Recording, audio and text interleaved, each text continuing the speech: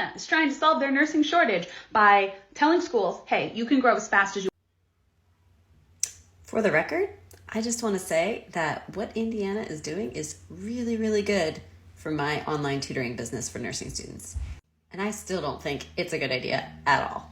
Watch the original video I stitched, but Indiana's basically saying they're going to do 3 things for nursing schools. 1, they're going to let them grow faster. This means that instead of just accepting a certain increased number of students per semester, they can expand pretty much as they want. This is scary because they probably don't have the infrastructure to support a large number of students and to make sure that they're going to be getting the training they need. But they try to account for that with the 2nd and 3rd recommendations. 2, they're saying students only have to get half as much clinical time on real people. Now, we definitely experienced this during the pandemic where you couldn't get into hospitals to do your clinical time, so you had to work in sim lab. While it's better than nothing, it's not the same as real hands-on experience in a hospital.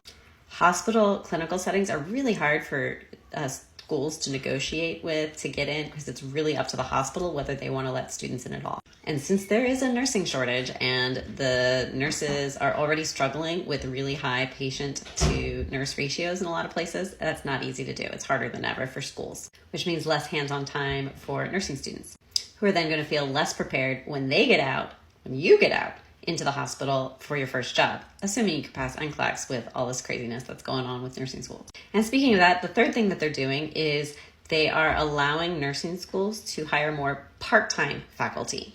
This means that even though the vast majority of your instructors really do care and want to see you succeed, now they're going to have less incentive to be invested.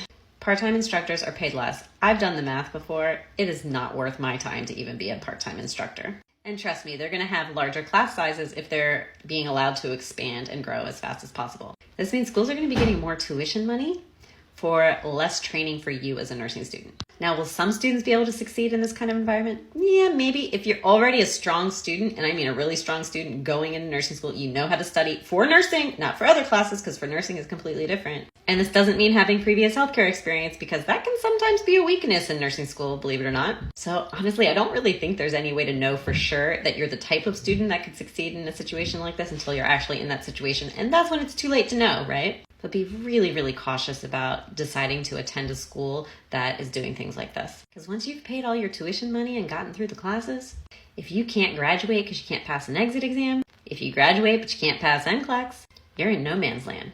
You can't work as a nurse, but you still have to pay back any student loans. Yes, I help students like that every day in my VIP tutoring membership, link in bio, but I would so much rather avoid being in that situation in the first place.